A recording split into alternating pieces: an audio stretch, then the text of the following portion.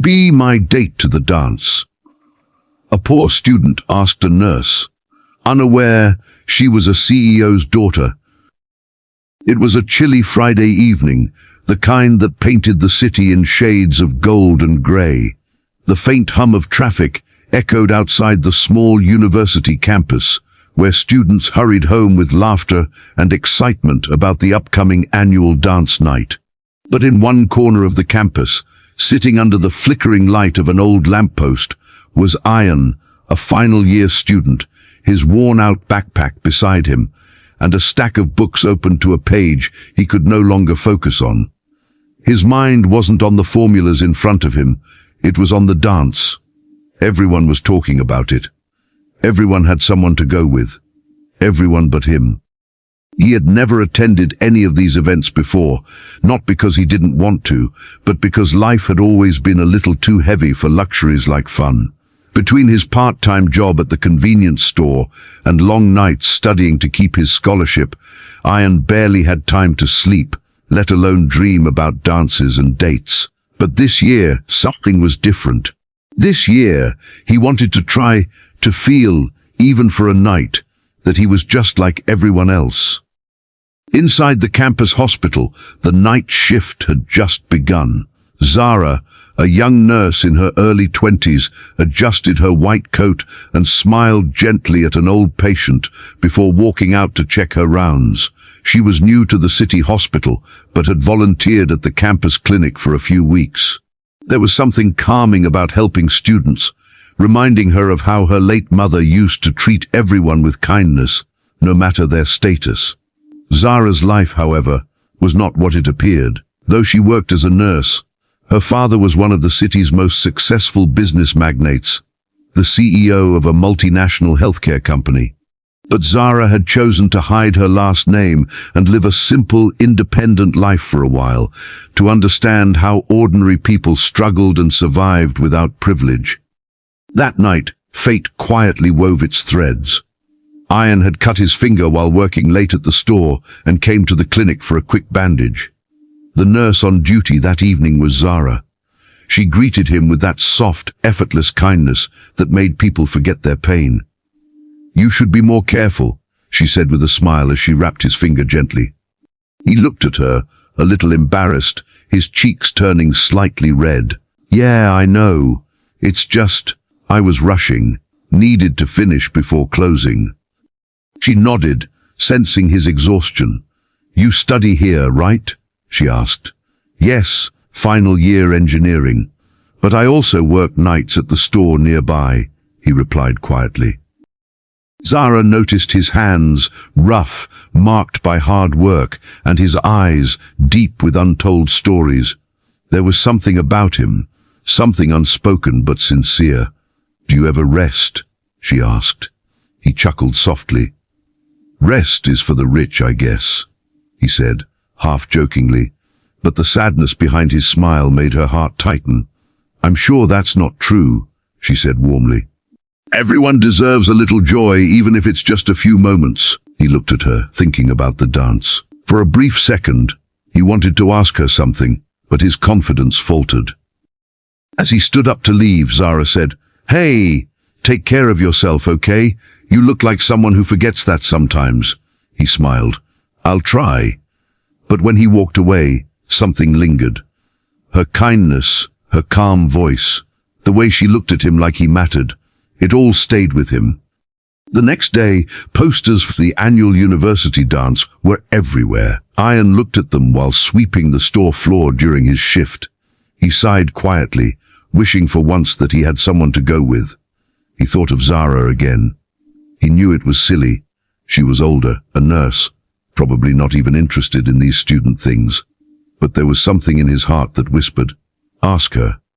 He laughed at himself, brushing the thought away. Yet, that night, as he saw her again at the clinic, it slipped out. "Hey, this might sound weird," he started nervously, rubbing the back of his neck.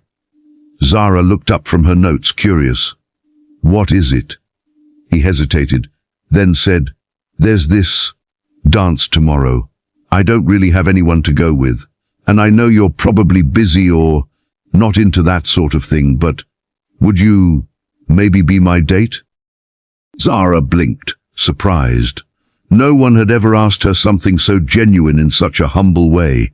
She saw no arrogance in him, no agenda, just a simple, heartfelt invitation from someone who probably hadn't experienced much joy. For a moment she wanted to say no, afraid it might embarrass him later if he found out who she really was.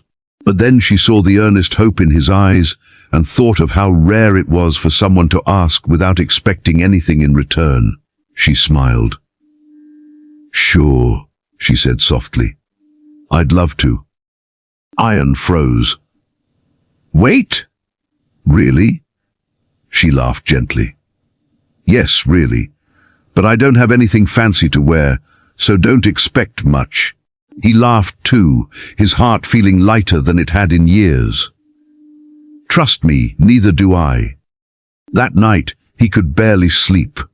He pressed his one good shirt, polished his old shoes, and borrowed a tie from his roommate. For once, he wasn't just the poor boy from the store. He was just Ayan, going to a dance with someone kind who had said yes. When Zara arrived the next evening, the whole hall seemed to stop for a second. She wore a simple light blue dress, her hair tied back, a soft smile on her face. She looked elegant, not because of luxury, but because of the way she carried herself, gracefully humble.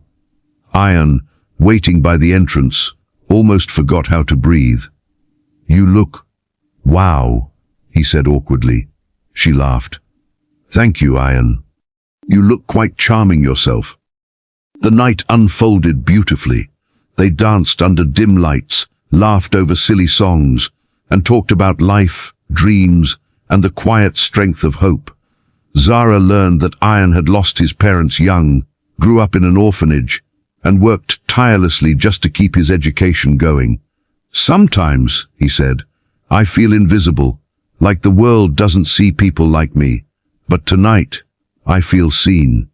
Zara felt tears prick her eyes, but she smiled and whispered, "You deserve to be seen, Ayan.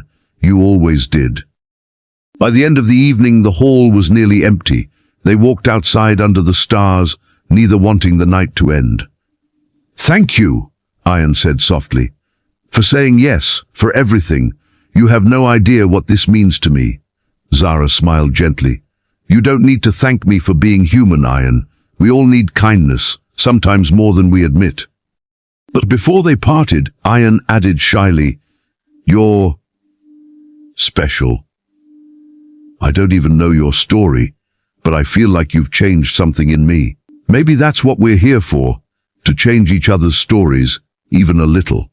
The next morning, Ayan went back to his routine. The dreamlike night still played in his mind, but life quickly demanded its usual sacrifices. He didn't see Zara for days after that. The clinic said she had been transferred to another department. He missed her more than he expected. Weeks later, the university announced scholarships sponsored by a major company, Zincore Healthcare. Ayan applied, unaware of the connection. When the results came out, his name topped the list. Not only had his tuition been covered, but the scholarship also offered a paid internship at the company's research department. Ayan was speechless. That night, he received an email congratulating him, signed personally by the company's CEO's office. The name at the bottom made his heart skip a beat. Zara H. Khan. Confused, he looked up the company's leadership, and there it was, her picture, smiling, in a crisp corporate suit. The same Zara he had danced with, the same Zara who'd wrapped his finger and told him he mattered. She wasn't just a nurse, she was the CEO's daughter, and apparently the one who'd started a special initiative to help struggling students. Ayan sat in silence, emotions flooding him. He wasn't angry or embarrassed, just overwhelmed by the depth of her kindness. She had never mentioned her status, never made him feel small. She had simply met him as an equal. Months later, at the scholarship award ceremony, Zara stood on stage delivering her speech about compassion and opportunity. "Sometimes," she said, her eyes scanning the audience until they found him, "the most powerful people are those who keep going despite the odds. They remind us that kindness isn't about what we give, but how we make others feel seen." After the ceremony, Ayan approached her. "You knew all along?" he asked quietly. Zara smiled. "I did, but that night, I wasn't a CEO's daughter. I was just someone who wanted to say yes to a boy who asked with a pure heart." He looked at her, humbled. "You changed my life," he whispered. She shook her head gently. "No, Ayan, you changed your own life. I just reminded you that you deserve to live it fully." As they stood there, applause echoing in the hall, Ayan realized something that would stay with him forever. Kindness never goes unnoticed. Sometimes it returns in ways you never expect, through people, through fate, through moments that shape who you become. Years later, Ayan became a leading engineer at Zincor Healthcare, designing affordable medical technology for low-income hospitals. On the day of his first invention's launch, Zara attended quietly at the back, proud and smiling. After the event, Ayan found her and said, "You remember when I asked you to be my date?" She nodded, laughing softly. "How could I forget?" He smiled. "That night changed everything. Not because of the dance, but because you taught me what real grace looks like." Zara placed a hand on his shoulder and said, "Then promise me this, when life gives you success, never forget to say yes to someone who just needs a little kindness." And he did. For years to come, Ayan would sponsor students like himself, always signing the letters anonymously, with the same words Zara once wrote to him, "You deserve to be seen." The story of the poor student and the nurse became one whispered in campus corridors, no one ever knowing its full truth. But for those who believed in compassion, it was proof that kindness, no matter how small, could rewrite destinies. In the end, the lesson was simple yet eternal. Never underestimate the power of one gentle act. You never know whose world it might change, or how beautifully it might come back to change yours.